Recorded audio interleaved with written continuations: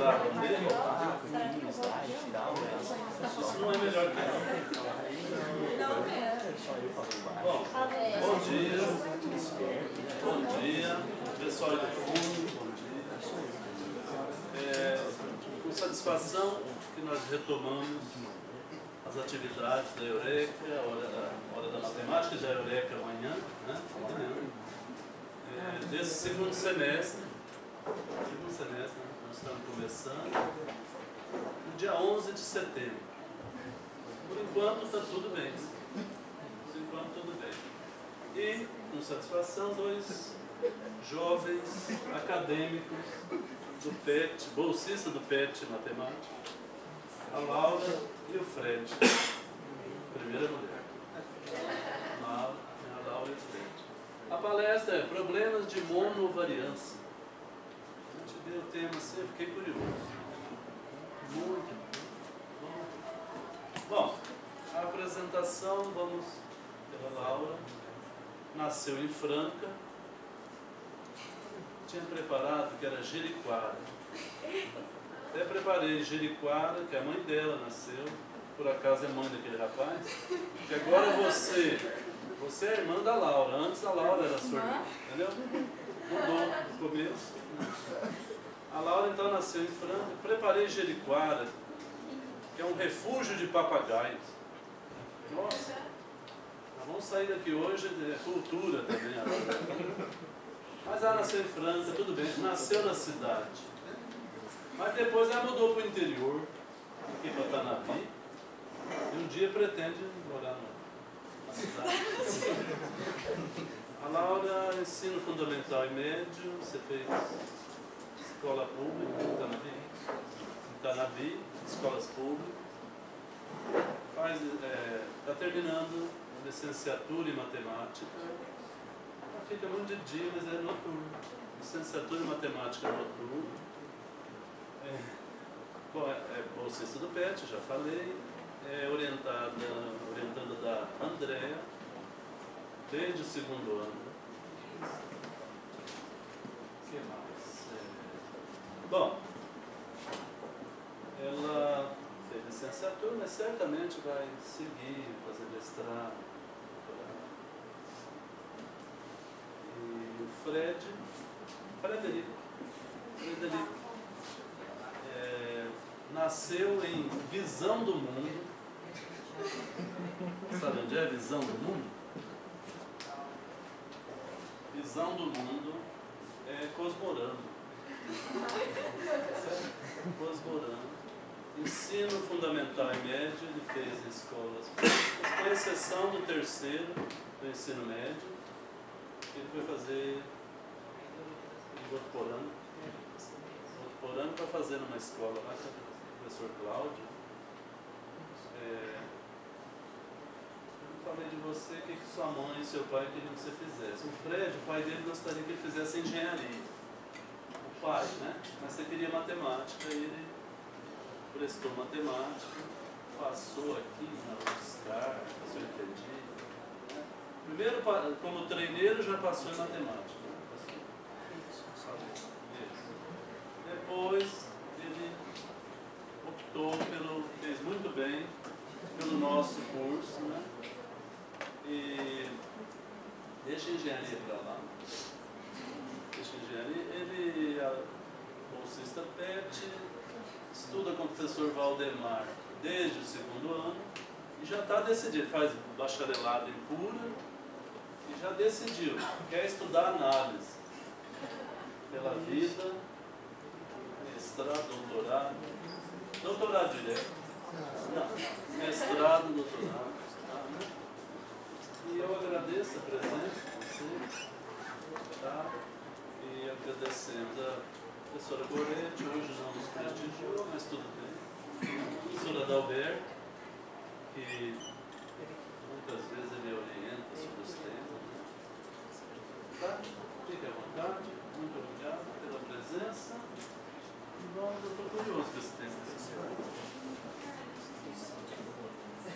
Apaga as cortinas e desliga tudo, né?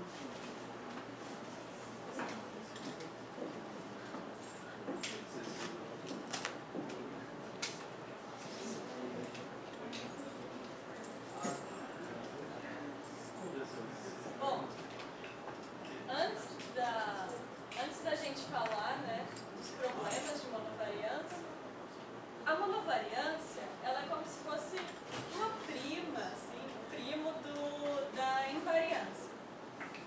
Invariante ou invariância, né, o que a gente pensa? Alguma coisa que não varia. A monovariância é uma quantidade que vai variar, ou vai subir, ou só descer, de acordo com operações que a gente vai realizar repetidamente, ou seja, iterações. Aí a gente vai trabalhar principalmente com dois problemas de monovariância. Essa bacia de amendoins e porcelana fina são só para exemplificar. Por exemplo, eu tenho uma bacia cheia de amendoim, estou lá comendo. A minha monovariância quer dizer que, como eu estou comendo, os amendoins estão diminuindo. Então, o meu processo interativo é comer os amendoins. Então, chega uma hora que a bacia fica vazia, né? E esse da porcelana dizia assim: eu tenho lá uma loja cheia de porcelana, aí eu estou muito revoltado e estou jogando as porcelanas no chão e quebrando. Então, esse é o meu processo. E o que vai acontecer? Uma hora a porcelana que está lá vai acabar, vai estar tudo no chão. Então, esses exemplos são para mostrar que esses processos iterativos uma hora acabam. Só que a gente tem que demonstrar isso. Então a gente vai usar, tanto na barra de chocolate, quanto nesse andando numa mansão, que esses processos iterativos que a gente vai realizando, uma hora acabam.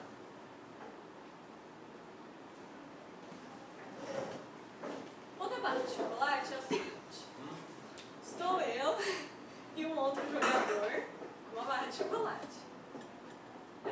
Por exemplo, uma barra 3x2. Aí, o que acontece? Cada jogada eu vou quebrar o chocolate em uma linha. Uma linha dos quadrados. Eu vou desenhar para ficar mais fácil depois. Eu vou quebrar o chocolate numa linha ou numa coluna e vou isolar. Aí, depois o outro jogador quebra numa outra linha e assim até separar todos os quadradinhos. No caso que a gente vai trabalhar é uma 4x3, então eu vou chegar em 12 quadradinhos no final. Daí, quem fizer o último corte ganha e come todo o chocolate. O outro fica lá, triste. Aí tem duas perguntas, né? Tem como eu determinar quem vai ganhar de acordo com a quantidade de acordo com o tamanho da minha barra? Né? Tem alguma estratégia assim? Não, eu vou quebrar assim, primeiro na horizontal, depois, sei lá, na vertical, e daí eu vou ganhar sempre? Aí a gente vai descobrir algumas coisas. Bom, aqui eu peguei uma 2x3 para exemplificar. Então, o que eu fiz? Eu peguei e quebrei a primeira linha ali. Aí o Fred estava lá e falou: mas eu gosto de separar os quadradinhos. Então, foi lá e separou outro quadradinho. Daí eu quebrei a segunda coluna aqui, né, a segunda linha, ele foi e quebrou de novo. E eu separei os dois últimos quadradinhos, separei os 6, comi, fiquei gordinha e ganhei.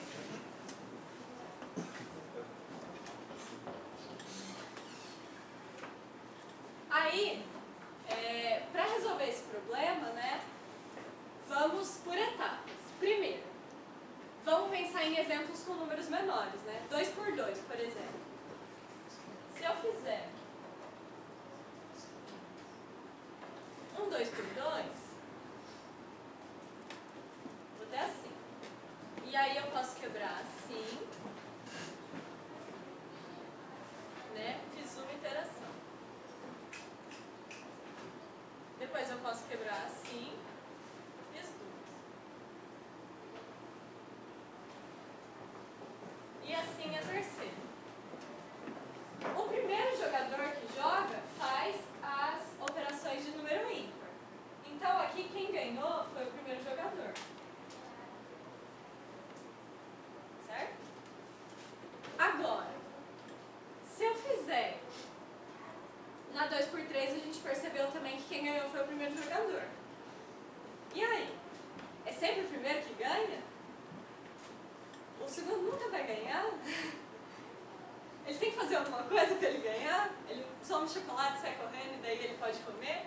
O que acontece, né? Aí, vamos pensar, né? Prestar atenção em quem ganha, de acordo com o tamanho do tabuleiro. E se tem alguma característica que é imutável ao longo do jogo. Né? Porque, como a monovariância é uma prima da invariância, uma meio que está relacionada com a outra. Se tem alguma característica imutável, a monovariância às vezes está um pouco relacionada com ela. Então vamos lá. Observações. No tabuleiro 2x2, 2x3 e 4x4, o vencedor sempre é o primeiro jogador, que foi o que a gente constatou. Mas, no tabuleiro 3x3, a vitória é do segundo. Aí, não há invariantes. Só que o número total dos quadradinhos, né, é preservado em todas as iterações. Mesmo que ele esteja junto na barra, ele continua lá no formatinho dele.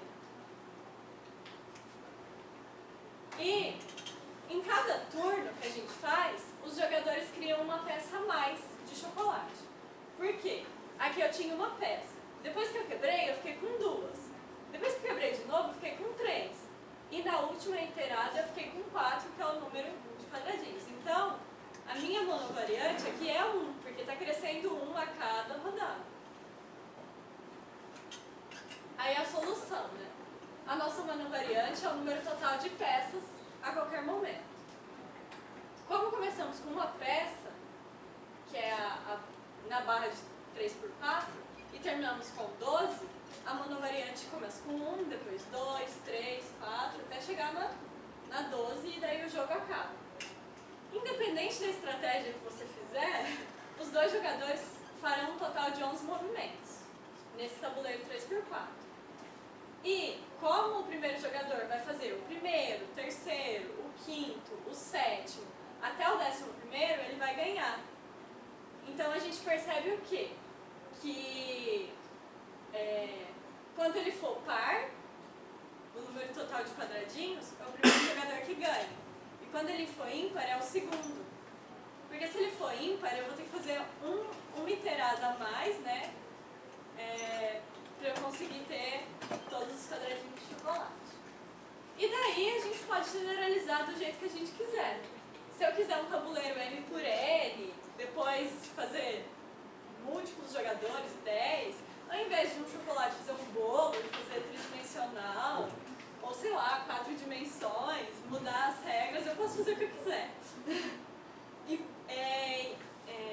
Mas sem fugir muito assim do objetivo do jogo, que era esse, né? Verificar se o primeiro jogador sempre ganhar, se o tabuleiro tiver uma quantidade par de quadrados. Bom, esse segundo, a gente vai estar numa mansão. Temos 2.000 pessoas morando nessa mansão, com 123 quartos. Daí, essas 2.000 pessoas estão numa brincadeira também. Elas estão divididas nesses 123 quartos. Alguns quartos podem estar vazios e tal, não tem problema. Só que o jogo é o seguinte: a cada momento, uma pessoa pode mudar para um quarto só se o quarto tiver pelo menos a mesma quantidade de pessoas do quarto que ela está. Então, se eu estou num quarto com 2 pessoas, eu só posso mudar para um quarto que tem de 2 para cima. Certo? De 2 pessoas para cima. Daí, a gente quer provar o quê? Que chega um momento que está todo mundo no mesmo quarto. De tanto brincar assim, né?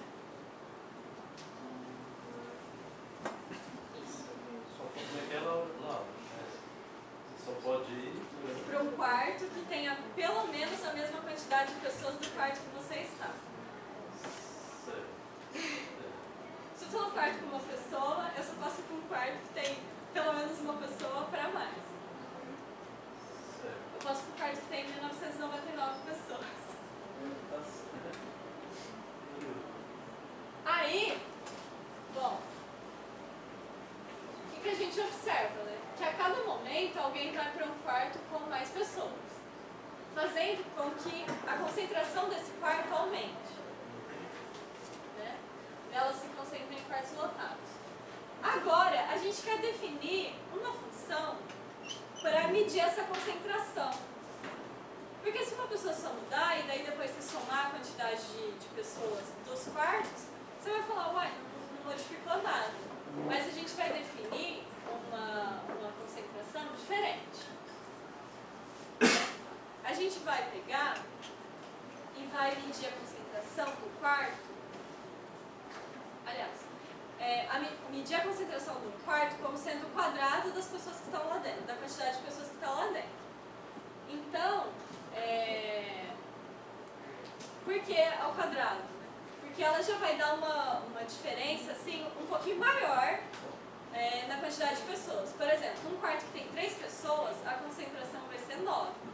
Já um quarto que tem 4 vai ser 16. Então já tem uma diferença um pouquinho maior para eu saber, olha, já teve uma mudança aqui, né, na concentração dos quartos. Aí por que levar ao quadrado? Né, justamente para isso, para a gente ter uma ideia assim já mais gritante do que está acontecendo na mansão. Porque se eu só somasse, ia sempre dar 2.000. Aí definimos a concentração da mansão desse modo. É a soma dos quadrados do número de pessoas em cada quarto. Então, se Ni é o número de pessoas no quarto I, a concentração vai ser N1 ao quadrado mais N2 ao quadrado mais N123 ao quadrado. Aí, um exercício. Tarefa. Vai valer 9. A gente quer provar, né, que a cada momento que alguém anda de um quarto para o outro, para outro quarto com pelo menos a mesma quantidade de pessoas, a concentração vai aumentar. Bom, o que a gente quer fazer, né? Verificar que aumenta, mas vamos fazer com um exemplo numérico para ficar mais fácil da gente verificar que realmente aumenta e depois a gente prova que aumenta. Aí, por exemplo, uma mansão com 3 quartos só para ficar mais fácil. Aí a gente tem 3 quartos e cada quarto tem. Um quarto tem 4 pessoas, um quarto tem 5 e o outro tem 1991. Daí, alguém do quarto de 4 pessoas sai do quarto e vai para o quarto de 5 pessoas. Então, já mudou a configuração. A gente tem agora um quarto de 3, um quarto de 6 e um de 1991. Aí, vamos verificar, né, se a concentração aumentou ou diminuiu. Se a gente subtrair a concentração antiga da nova, a gente tem 3 ao quadrado, mais 6 ao quadrado, mais 1991 ao quadrado, menos 4 ao quadrado, mais 5 ao quadrado, mais 1991 ao quadrado. Só que o 1991, como não modificou, ele se cancela. Então, melhor ainda, que eu não preciso efetuar o quadrado dele. Então eu tenho 3 ao quadrado menos 4 ao quadrado, mais 6 ao quadrado menos 5 ao quadrado. Que daí dá menos 7 mais 11, que dá 4, e é maior que 0. Então a concentração já aumentou. Então a gente observa, uma pessoa mudar, olha, a concentração já modificou no problema. Aí, a solução desse exercício, né? Se alguém anda de um quarto com A pessoas para um quarto com B pessoas, onde o B é maior ou igual a A, maior do que A, as concentrações são A ao quadrado mais B ao quadrado mais termos dos outros quartos. Aí então faltando ao quadrado. Depois da mudança, né? Aí depois da mudança vai ser A menos 1 ao quadrado mais B mais 1 ao quadrado mais os termos dos outros quartos ao quadrado. E daí, como os outros quartos também não são afetados, a gente não precisa mexer com eles, então ignora eles. E daí a gente verifica que a mudança na concentração, né, vai ser A menos 1 ao quadrado mais B mais 1 ao quadrado menos A ao quadrado mais B ao quadrado. Aí desenvolvendo os quadrados, a gente chega nisso. A ao quadrado menos 2A mais 1 mais B ao quadrado mais 2B mais 1 menos A ao quadrado mais B ao quadrado. A 2 vezes B menos A mais 2. E como B é maior ou igual a A, isso é maior ou igual a 2, que é maior do que 0. Então, agora a gente provou de fato que a concentração vai aumentando. Agora, a solução do nosso problema. Como a gente demonstrou, cada passo, né, cada interação, cada mudança de quarto, a concentração vai aumentando. Só que a gente tem um número finito de pessoas, então tem um limite para essa concentração aumentar. E daí, também a gente tem um número finito de modos de distribuir as pessoas na mansão, nos quartos da mansão. Daí, há um número finito de valores para a concentração. Então, uma hora o processo acaba e vai estar todo mundo no mesmo quarto. As 2.000 pessoas.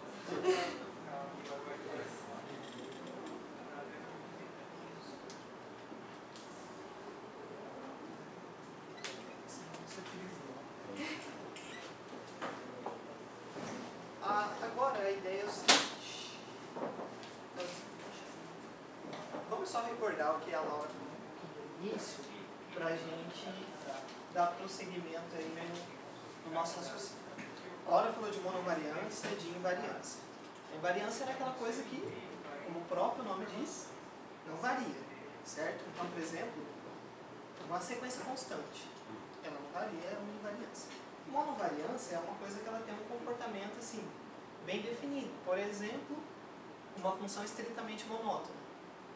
Só cresce ou só decresce. Então essa é a ideia de monovariância. Uma coisa ou que só cresce ou só decresce. Ela não pode ter dois comportamentos. Então, aí nós vamos continuar os problemas. Então, voltando ao problema da mansão lá que a Laura tinha falado. Qual que era a ideia?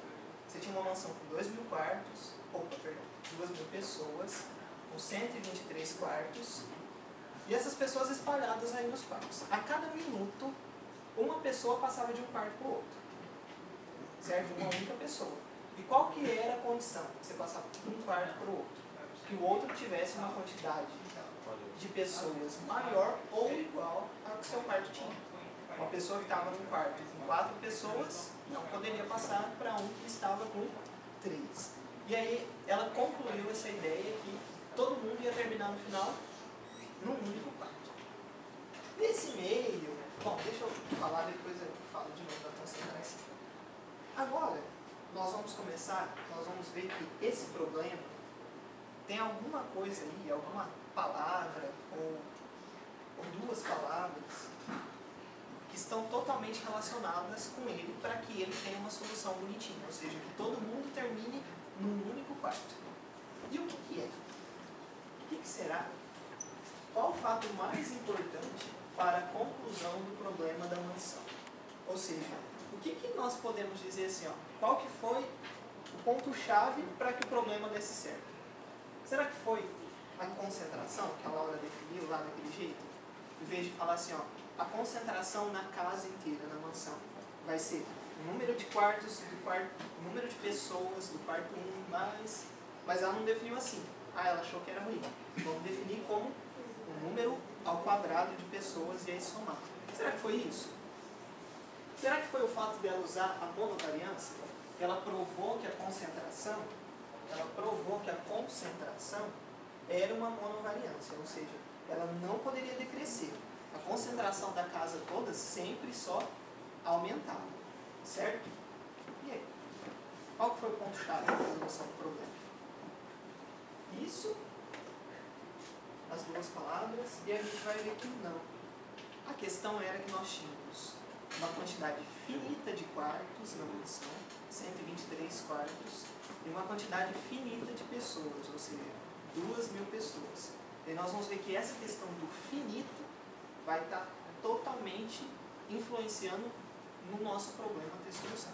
O que nós vamos fazer a partir de agora é exatamente isso, é começar a mexer com isso. Se nós tivéssemos uma mansão com infinitas pessoas, como que seria a questão? Será que daria certo? Será que não daria certo? Se nós tivéssemos infinitos quartos, daria certo? Não daria certo? Infinitas pessoas, infinitos quartos. E nós vamos ver o que dá certo. Depois de nós, só vou dar uma prévia no final, como nós estamos falando de monovariância e a gente entrou nessa questão de finito e infinito, nós vamos falar um pouquinho do infinito. Caso dê tempo, eu acredito que. Então vamos lá. Então nós concluímos que finito era a palavra-chave do nosso problema. Se o número de quartos, ou o número de pessoas, ou ambos são infinitos, é a pergunta que eu disse, né? Qual será a conclusão do nosso problema? E aí nós vamos analisar esse exercício nosso, que é: analise a solução do problema para os seguintes casos. O item A: quando nós tivermos infinitas pessoas e um número finito de quartos. Aí vocês não vão também falar assim: ah, mas num quarto não cabe infinita pessoa, o negócio é diferente. Aqui pode caber, aqui cabe quantas pessoas você quiser. Quando a gente fala de infinita, a coisa é meio doida. O item B: eu tenho um número finito de pessoas e infinitos quartos. E o item C: infinitas pessoas e infinitos quartos. Esse é o mais bonito, né? Só que não é difícil, né? Então vamos solucionar esse problema e nós vamos pensando junto. Ó, eu coloquei uma palavra bem grande: solução parcial do problema. Por que parcial do problema? Porque não tem uma solução certinha, né? Assim, ó, vamos demonstrar. É mais na base da enrolação mesmo. Vocês vão acreditando e dá tudo certo. É mais ou menos isso. Não, eu tô brincando. Porque pra você fazer uma demonstração dessa, que nem o caso finito que a Laura fez, dava bonitinho, certinho, né? Agora no nosso caso aqui, não vai ter como a gente falar disso. Por isso nós vamos discutindo só alguns comentários. Então vamos lá para o item A. Qual que era o item A? Infinitas pessoas e finitos quartos. Bom, o que nós podemos ter? Vamos imaginar que algum quarto, um único quarto, tem infinitas pessoas. E os demais quartos têm uma quantidade finita de pessoas. Qual que é a tendência, então? Exatamente, como o Carlos disse, como você tem que passar num quarto que tem mais pessoas que o seu, é claro que o quarto que tem infinitas pessoas vai ter mais pessoas que onde você está. Então, assim, você tem infinitos quartos. Um quarto, infinitas pessoas. Os demais vão caminhar todos para esse quarto. É possível, claro. Então, o nosso problema vai ter solução. Certo? Então, como eu coloquei, se os demais quartos contêm um número finito de pessoas, o problema tem solução. O item B. O item B nós tínhamos uma quantidade finita de pessoas e infinitos quartos. Agora vamos pensar. Se eu tenho um número finito de pessoas, será que todos os quartos são ocupados se eu tenho infinitos quartos? Não tem como. Então o que a gente faz? Essas finitas pessoas vão ocupar, vamos supor que tenha 2.000 pessoas. Na pior das hipóteses, se cada um tiver um quarto, só 2.000 quartos serão ocupados. Então a gente ignora os quartos vazios e aí nós caímos no problema inicial da Laura. Certo? As pessoas, o número finito de pessoas vão passando para cada vez um quarto que tem a quantidade igual ou maior e o problema termina. Agora, o item C, que nós vamos analisar um pouquinho mais detalhado. Infinitas pessoas e infinitos quartos. O que nós podemos ocorrer é o seguinte: nós podemos ter uma combinação do item A e do item B. O que pode acontecer? Imagina que dessas infinitas pessoas eu tirei uma quantidade finita, ou seja, 5 pessoas, certo? As infinitas pessoas ficaram em um quarto. E uma quantidade finita de pessoas foram distribuídas nos outros quartos. Vocês concordam que tem quartos vazios, não tem? Então vamos ignorar os quartos vazios. Aquela quantidade finita de pessoas vai passar para o quarto que tem infinitas e acabou o problema. Por isso que é uma combinação de item A e B. Então, nesse caso, zerou. Bom, agora, qual é o seguinte? Cada quarto tem um número finito de pessoas, o que é possível, porque eu tenho infinitas pessoas, infinitos quartos. Eu posso falar que todos os quartos são ocupados, não posso? Vocês acham que nesse caso tem solução ou não tem solução? Quem acha que tem solução, levanta a mão direita. Quem acha que não tem? esse caso não tem solução. Por quê? Imagina assim. Imagina que tem um quarto que tem 2.000 pessoas. Os demais quartos, todos, tem uma pessoa só. Os outros têm infinitos quartos. A tendência é todo mundo passar para aquele. Vai passar, vai passar. Aí amanhã eu chego aqui na Eureka, né? Tem gente passando aí. Vai passando. E aí nunca vai acabar. Então esse problema não vai ter solução. E o que nós temos também é um quarto que tem infinitas pessoas, um quarto com infinitas, e todos os outros têm um número finito de pessoas. Também não vai acabar, que é um caso análogo a esse, que vai passando gente e nunca termina. Certo? Tem um caso também. Então, resumindo o nosso problema. Quando o problema não tem solução? Quando eu tenho pelo menos 2 quartos com infinitas pessoas. Porque, mesmo, por exemplo, naquele nosso caso inicial, quando você tinha um número finito de quartos, mas infinitas pessoas, tinha solução se só um quarto tinha infinitas pessoas. Se tivessem 2 quartos, não teria solução, entende? Sim? E também quando a gente tem infinitos quartos ocupados, porque nunca vai acabar de passar as pessoas de um quarto para o outro. Agora a nossa conclusão final é que, para que o nosso problema tenha solução, depois que a gente define a monovariância, devemos garantir que o seu crescimento, no nosso caso é crescimento, é limitado por alguma constante. Quando a Laura fez lá, ela definiu a concentração da casa. E essa concentração chegou uma hora que ela se tornou máxima, ou seja, ela foi limitada. E aí o nosso problema tinha solução. Então, vamos voltar ao problema inicial. Eu quero fazer isso aqui rapidinho para não perder tempo. Porque eu quero contar outra história. Rapidinho. Eu acho que aqui dá para fazer isso.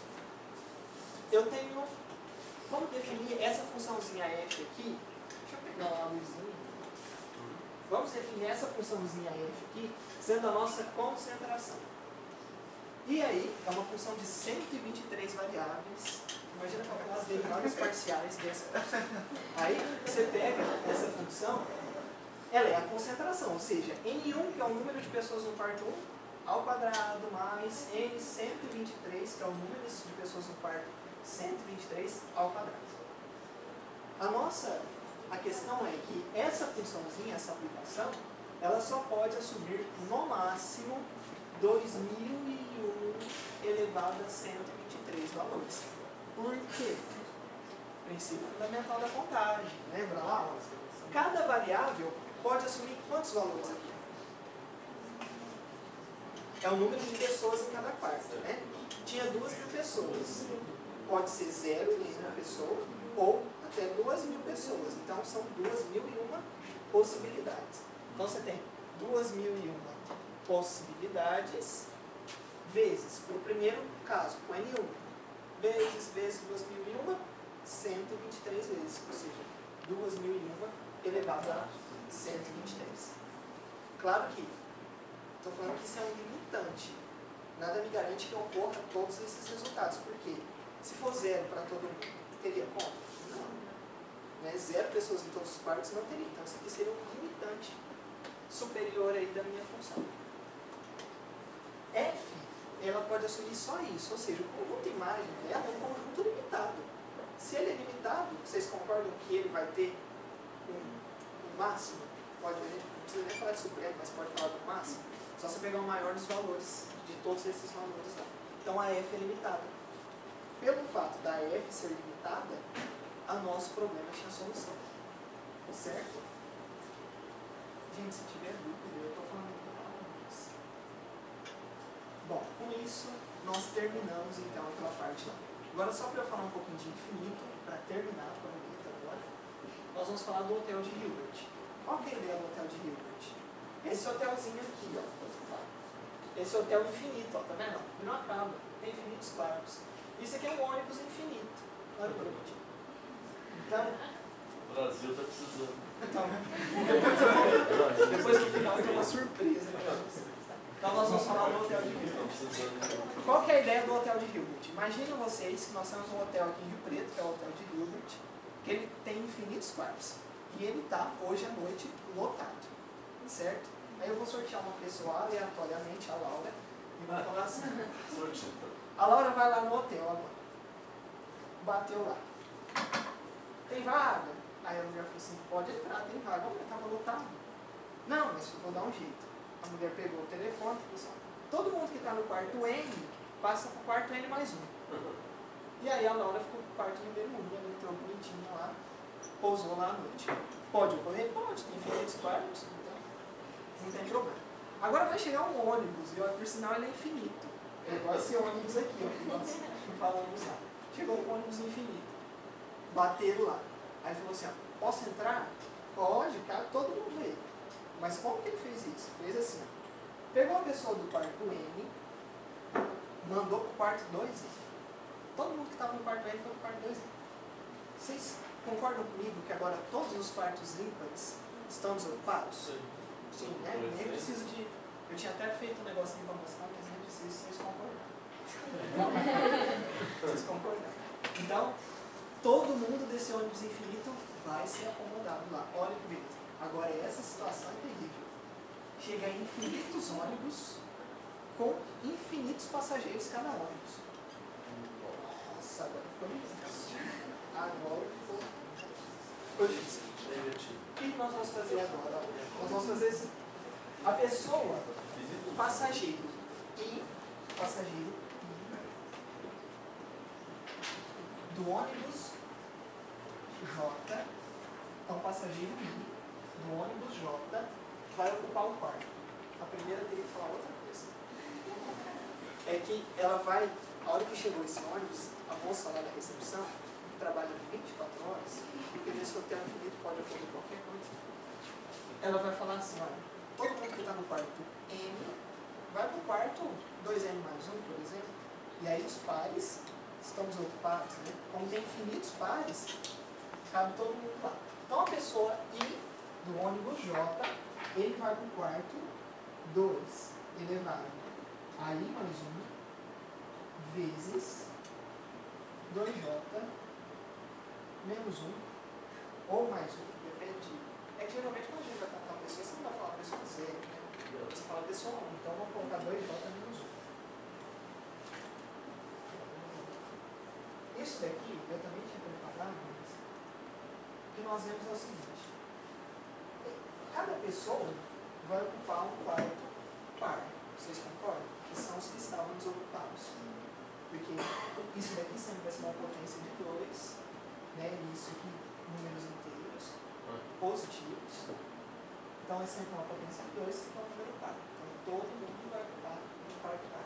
Agora a pergunta, será que eu consigo garantir que cada pessoa, uma pessoa I, no ônibus J, quando eu pegar um e 1 e 2 e um diferente de 2, um J1 e J2, ou seja, uma pessoa diferente que não está no ônibus, que não estão no mesmo ônibus, nem nos mesmos assentos, será que elas vão ocupar quartos diferentes? Sim ou não? E agora? Vamos pensar o seguinte, ó. Vamos pensar primeiro no mesmo ônibus. Ou seja, as pessoas vieram do mesmo ônibus. Então, o J, no caso nosso, é fixo, é o mesmo para todo mundo. Então, vamos pegar um e um diferente de 2, ou seja, eles estavam sentados em lugares diferentes. Quando a gente fizer assim, ó, suponha que eles entraram no mesmo quarto. Então, vai ser o quê? 2 e 1 mais 1, isso aqui é igual a 2, e 2, multiplica 2J menos 1. Isso cancela. Nós vamos, depois de fazer as continhas, chegar no quê? E 2 e 1 é igual a 2 e 2. Concorda comigo? E aí, quando isso vai ocorrer? No caso, o I1 vai ter que ser igual a I2, certo? Então, assim, se nós supomos que eles estão em lugares diferentes, que I1 é diferente de 2, e supor que eles estão no mesmo quarto, a gente chega a um absurdo. Certo? Então, vamos tentar. A mesma coisa, só vai mudar o trabalho nosso e até vai ser menos trabalhoso se nós pegarmos pessoas que estão no mesmo assento em ônibus diferentes. Por exemplo, pega a pessoa do assento 2 do ônibus 4 e a pessoa do assento 2 do ônibus 5. Então, nesse caso, o I é fixo, quem muda é o J. Aí a gente cancela aqui e nós vamos chegar que J1 é igual a J2. O problema é quando você tem pessoas de assentos diferentes e de ônibus diferentes. Ou seja, o seu I1 é diferente do I2 e o J1 é diferente do J2. Aí vai dar um pouquinho mais de trabalho, mas eu vou tentar fazer bem rapidinho para eu só terminar e falar da última coisa que termina. Então vai ser o seguinte, então vamos pegar um I1 diferente do I2 e um J1 diferente do J2.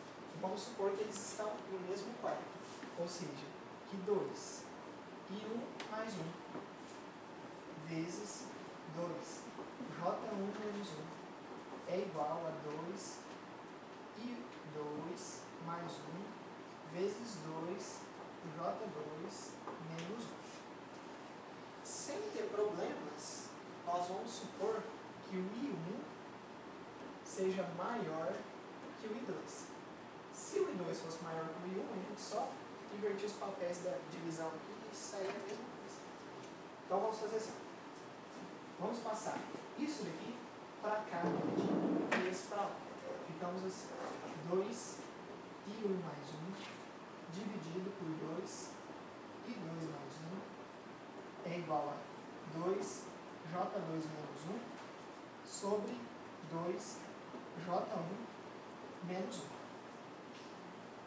Aqui nós concluímos o quê? Que 2 I1 menos I2 é igual a 2 J2 menos 1 dividido por 2 J1 menos 1. Tudo bem? Aqui eu só cancelei a potência que era 2 e beleza. Isso aqui vai ser um número inteiro positivo, porque o I1 é maior que o 2, então isso aqui é um número par. Aqui nós temos um número ímpar dividido por um número ímpar. É possível isso? Não, porque, ó, veja bem, se eu passar esse número ímpar multiplicando aqui, eu vou ficar 2J1 menos 1 vezes uma potência de 2. Ou seja, vai ser um número par aqui e vai ser igual ao número 1. E aí é um absurdo. Deu para entender tudo? Então aí é um absurdo. Então, de fato, não vão ocupar os mesmos lugares. Então vai caber todo mundo e ainda é folgado. Cada um vai ficar em um quarto diferente. Certo? Essa ideia é o seguinte, gente. Nós vamos ver aqui, só para fechar, falar um pouquinho, né? Cantor, né, estudou essa ideia dos infinitos. Eu até anotei aqui. De 1845 a 1918, Cantor viveu, né? E ele estudou, mexeu muito com esse negócio de infinito. Isso que era uma coisa tudo meio misterioso na época, ele foi lá e deu uma mexida nas coisas. E ele descobriu muita coisa. Por exemplo, uma forma da gente caracterizar esses fenômenos infinitos é falar assim, ó, vocês lembram que tinha infinitos quartos? Aí chegou infinitas pessoas. E aí nós desocupamos os quartos pares. E aí essas infinitas pessoas entraram nos pares. Percebe o que você tem? Pensa nos naturais, que é infinito. O infinito de naturais é a mesma quantidade do infinito dos pares.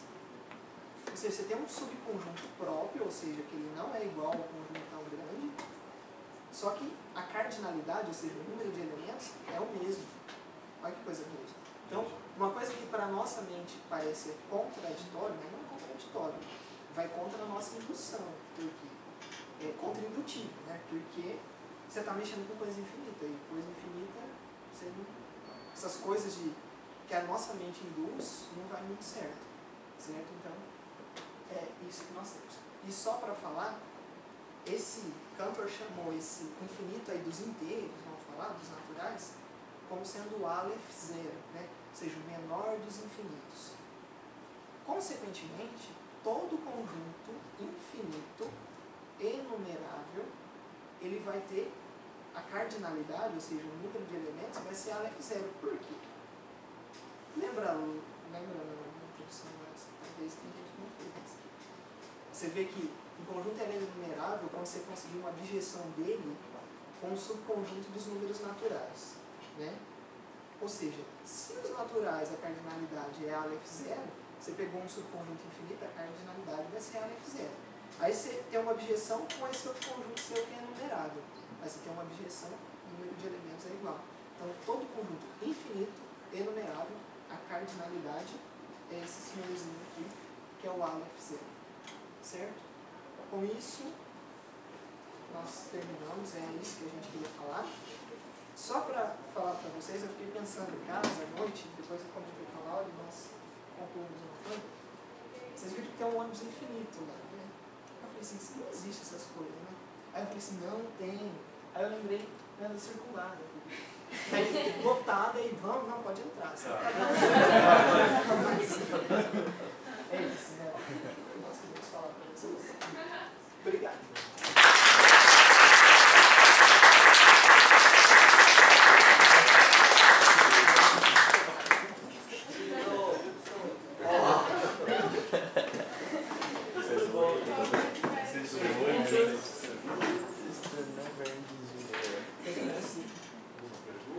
Agora vamos demonstrar teorema, né? Demonstrar teorema.